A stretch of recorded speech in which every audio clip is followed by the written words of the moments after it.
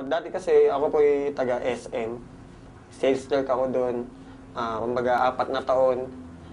Ang hirap kasi undergraduate ako. Okay, kumbaga sabi ko, nung hindi ako nakatapos ng pag-aaral, hindi naman pwedeng tatambay lang ako. Kasi one time, nangingi ako ng pera sa mama ko, nakasimangot. Parang ang hirap na everyday mangingi ka lang ng pera, wala ang source of income. So, nag-work ako sa SM. Kaya lang, parang napapansin ko, ang tagal na ng panahon, wala nagbabago sa akin. Dumating yung time na yung escalator na dinadaanan ko, yun lang lagi. 3 taon na, 4 na taon na, wala nagbabago. So, naghanap ako ng paraan, kumbaga paano magbago yung buhay ko. Naimbita ako ng kaibigan ko, si Philip J. Una, hindi ako naniniwala sa kanya. Ang tagal niya ako iniimbita pero wala kasi sa SM, syempre, 8 oras ka nakatayo. Kumbaga, pag day off ko, nagsisinungaling na lang ako. Kunwari, may lakad ako para hindi ako makapunta sa kanya. Pero yung time na nakita ko yung negosyo, isa lang sinabi ko, isa lang naisip ko, sayang. Sana pala, nung una pa lang, iniimbita niya ako. Kumbaga, sumama na ako. Wala na nasayang na panahon. Kasi may nangyari sa akin, kaya ako kailangan pa ng dahilan para sumama ako sa kanya kasi last year, okay, nagka-baby ako. May 20 yun, May 20 sila pinanganak. Kaya lang, wala akong mga pambili ng gamot. Wala akong pang sustento. Kumbaga yun, nawala sila. Okay, nawala sila May 20. Libing nila May 21, yun yung birthday ko. Kaya yung nangyari sa akin, iniimbitan niya na ako nung before. Hindi ako sumasama, pero nung nangyari yun, nawala yung 2 kong anak, kambal yun. Sabi ko, hindi pwedeng maulit yan sa akin kasi sabi ko nga magulang mo mag-abroad, masakit para sa'yo, di ba? Anak mo pa kaya, ilibing mo sa araw ng kaarawan mo. Sobrang sakit. Sobrang pag naalala ko yun. Isa lang nila sabi ko, buti na lang ngayon, kaya ko na.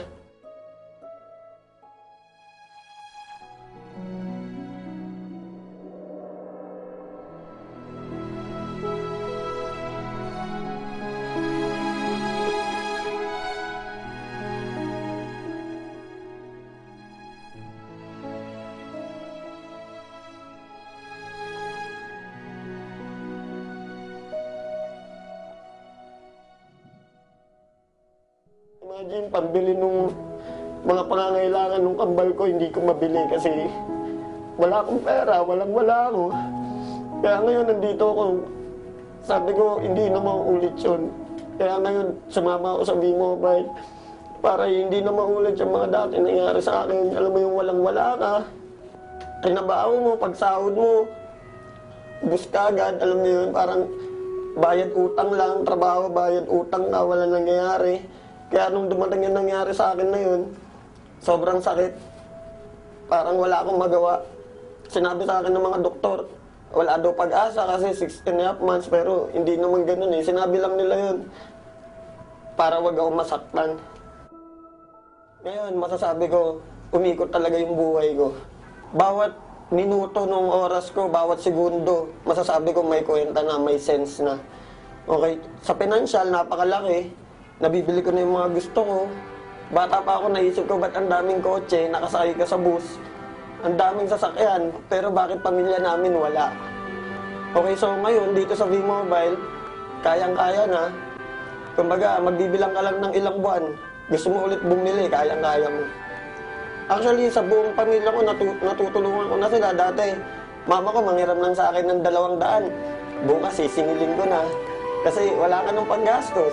Ngayon, bigyan mo 1,000, 2,000, wala na eh. Hindi mo na iisipin kasi laging papasok na yung income sa'yo. Yung father ko, sumali siya nung nakabili na ako ng kotse. Siyempre, mga tao, pati mga kaibigan ko, nung nakabili na ako ng kotse, doon na sila nagsisalian. Kaya lang, sumali nga sila, pero ang problema, yung time. Sana kung nagsisimula pa lang ako, naniwala na sila sa akin, di sana kasabay ko sila ngayon. Mga tao kasi, mga Pilipino, to see is to believe. Actually, magulang ko, ganun din eh.